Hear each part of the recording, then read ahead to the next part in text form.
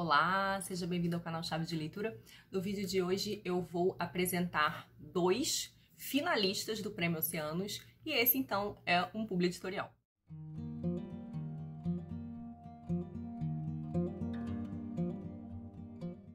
O Prêmio Oceanos me convidou para fazer mais um vídeo para apresentar para vocês agora 2 dos 10 finalistas do prêmio. O resultado com os 3 vencedores vai sair no próximo dia 18 de dezembro. E hoje eu vou falar para vocês de um livro de poesia de uma autora brasileira e de um livro, assim, de uma miscelânea, um livro um pouco difícil de definir o gênero dele, de um autor português. Só lembrando que o Prêmio Oceanos é esse prêmio que premia livros escritos em língua portuguesa e ele é patrocinado pelo Banco Itaú e pelo Ministério da Cultura de Portugal.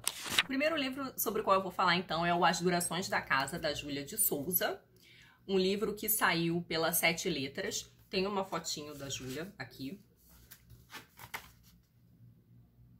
E as minhas anotações também, eu sempre faço anotação no fim do livro. A Júlia é uma poeta de São Paulo, ela é mestre em literatura e ela já tem outros 2 livros publicados, que são o Covil e A Gigante Vermelha.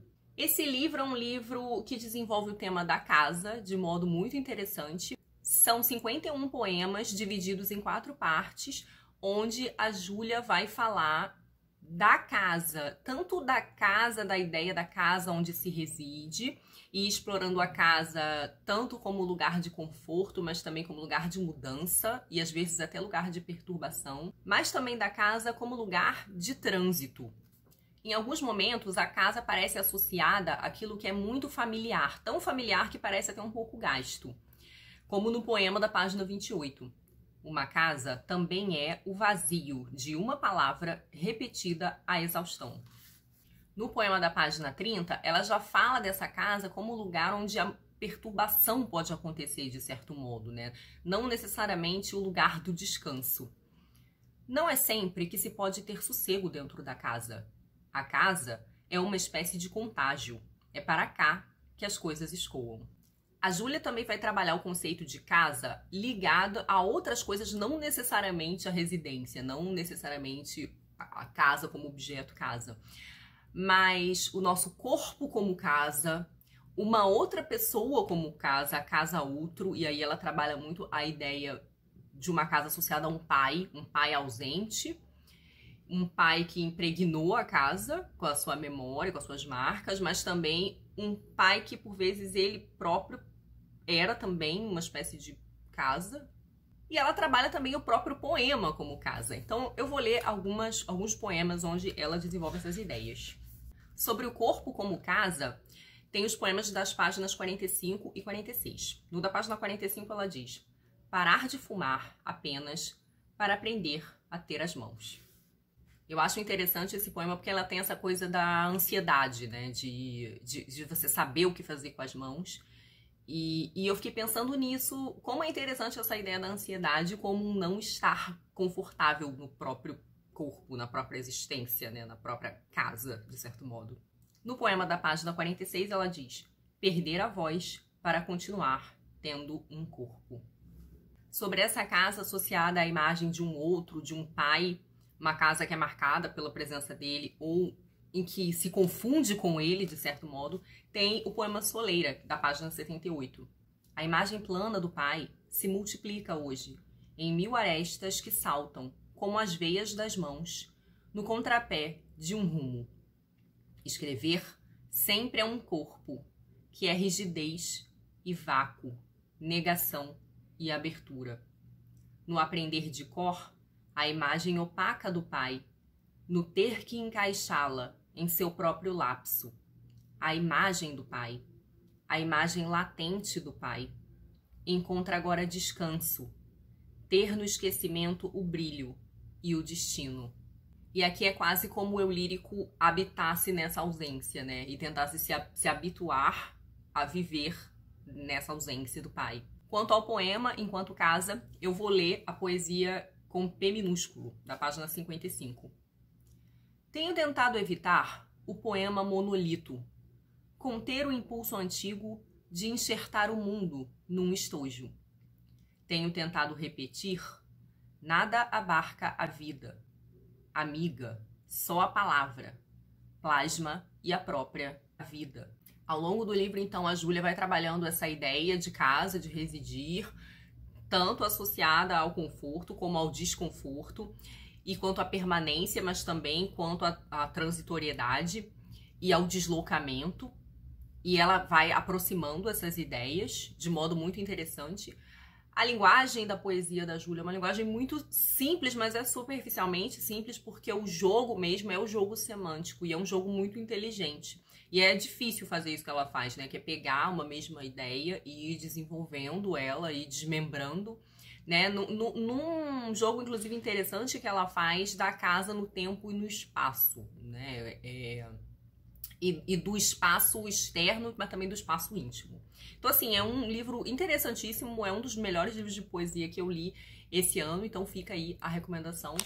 O outro livro sobre o qual eu vou falar é o Obnóxio, Cenas, de Abel Barros Batista, que saiu pela editora Tinta da China. Eu achei essa capa muito interessante. Ela tem essa coisa meio, parece um teatrinho, né? É uma capa um pouco minimalista, mas que tem esse teatrinho.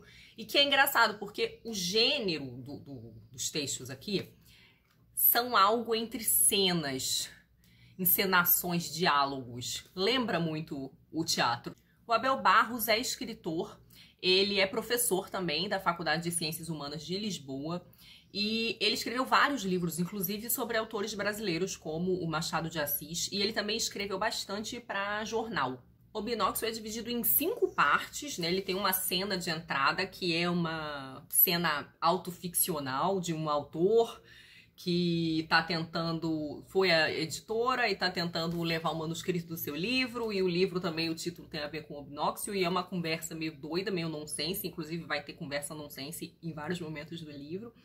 Então tem essa cena de entrada, depois tem carta de condução, com referência a um texto de Adília Lopes. Depois, Dor de Cotovelo, que é um ensaio muito interessante sobre o qual eu vou falar daqui a pouco. Por último, Elvis Não Saiu de Cena, que é algo mais, parece um texto dramático, né? Ou seja, um texto, seria como um texto de uma peça. E por fim, um texto sobre esse texto que se chama O Óbvio Obnóxio desse livro. Então, assim, uma autora chamada Luísa Costa Gomes decide falar do livro no estilo do livro. Enfim, é um livro bem maluquete esse aqui. O tom predominante do livro é o cômico. E ele vai desenvolver ao longo do livro todo essa ideia que está no título, obnóxio. Obnóxio pode ter vários significados, eu anotei alguns aqui. Pode ter a ver com ser servil, ser submisso, trivial, funesto, nocivo, nefasto, esquisito, estranho.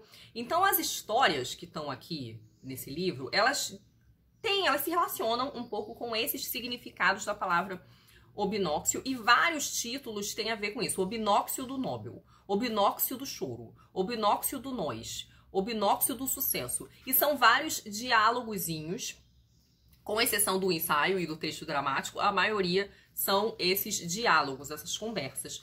E elas são sempre meio engraçadas, assim, bem humoradas. São conversas que normalmente acontecem numa situação íntima. Eu até comentei no Instagram que às vezes parece que é um casal, assim, sabe, um casal sentado no sofá, vendo televisão, uma tarde ociosa, assim, de sábado, e eles ficam conversando sobre coisas cotidianas, mas o que as coisas cotidianas às vezes são de curioso ou de estranho?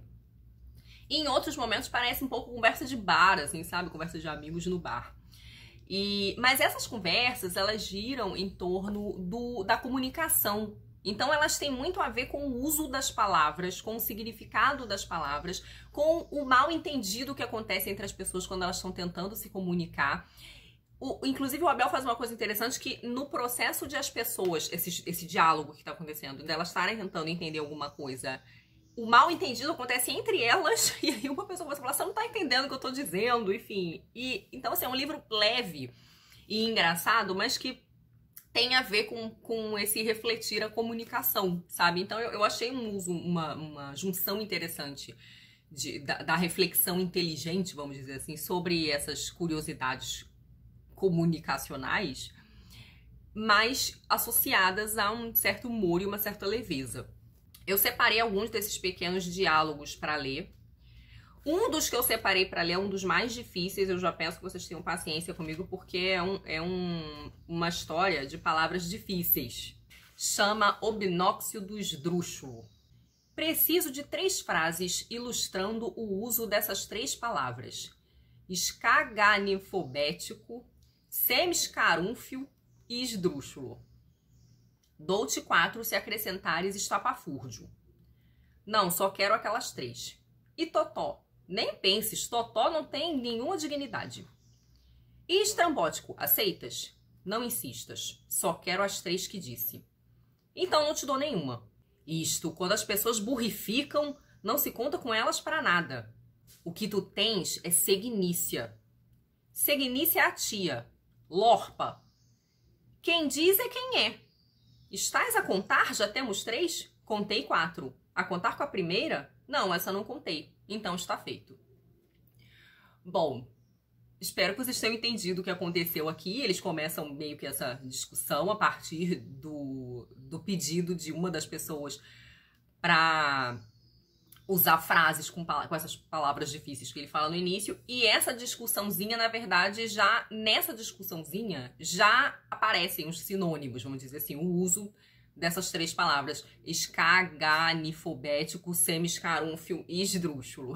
Por isso que no final eles falam, já temos as 3? Eu contei 4. Então, assim, porque eles já falaram, eles já usaram essas palavras com seus sinônimos. A outra que eu vou ler, então, é o obnóxio do parafuso, né? Então, assim, uma piadinha, assim, uma anedotinha envolvendo a conversa entre objetos. Acreditas que a chave de parafusos diz alguma coisa ao parafuso quando o aperta?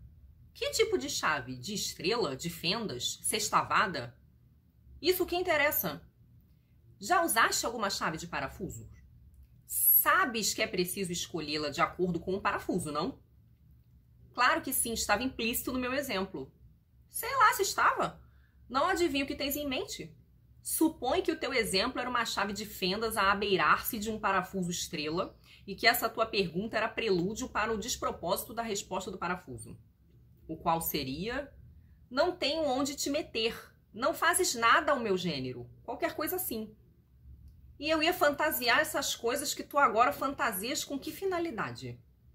Ora, talvez um desencontro de amor, ou pior, até simplesmente a resposta do parafuso pela graça da coisa.